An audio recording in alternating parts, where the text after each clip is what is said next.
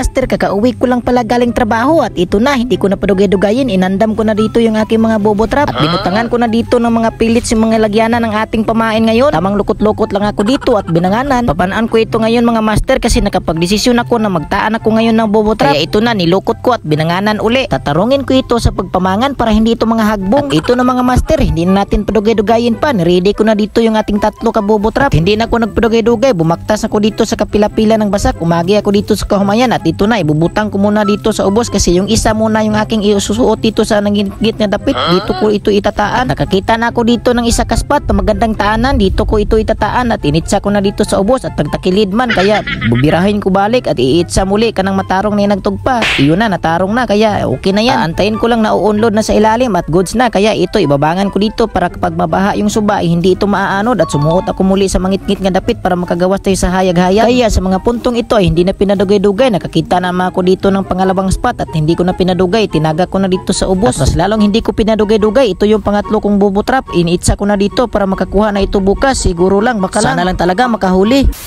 Sumapit na pala ang kinabukasan mga master ay magandang umaga, napakalamig talaga ng palibot. Ito pala yung malakasang kape ko, malunggay at mainit na tubig. Tamang higop-higop lang ako dito para matambalan ang kabugnaw sa palibot. Ang talap-talap at hindi ko na pinagudugay. Nandam ko na dito yung sudlanan sa ating mga huli ngayon mga master at sana na may makahuli tayo kaya hindi na ko pinadugay-dugay. Pinuntahan ko na yung mga tinaanan ko sa aking mga bubutrap at ito na, binubud-bubud ko na dito at kinubra-kubra at dito na, nakita ko na at sana may huli na talaga ito sa sulod. At hindi talaga tayo pinakyas mga master ay binigyan talaga tayo ng good size na mga hipon. Kasi good size ito ng aking mga tudlo mga master kaya okay na ito, ang mga laki-laki talaga nila. Ito naman yung ating pangalawang bubutrap na tinaan, sana may huli din ito. Kaya hindi ko na pinadugay-dugay, kinubra-kubra ko na dito para titingnan natin at ito na, marami palang janitor fish sa sulod. Kaya hinulbot ko siya sa bubutrap at dito na, ilalabay ko itong balik sa sapa kaya ito man yung sweeper dito sa sapa, tagapaglinis daw itong isda na ito. At ito na naman yung mga sumulod na mga hipon sa ating pangalawang bubutrap mga master, mga good size rin, napakaswerte ito. Makakaulam na naman ako ngayon ng libre, hindi naman ako makagagasto ng pera. Sa mga puntong ito ay nilapitan ako ni Butsukoy, lumili siya dito at ang sabi niya ay mga good size lagi na yung mga kuha ya, goods na yan ya. Ay oo, sabi ko mga good size na talaga ito, uulamin natin ito mamaya para makalibre tayo ng ulam, hindi tayo gagasto muna ngayon. At sobra akong natuwa sa aking panghuling bubutrap kasi nakahuli ng good size ng tilapia, malaki-laki pa,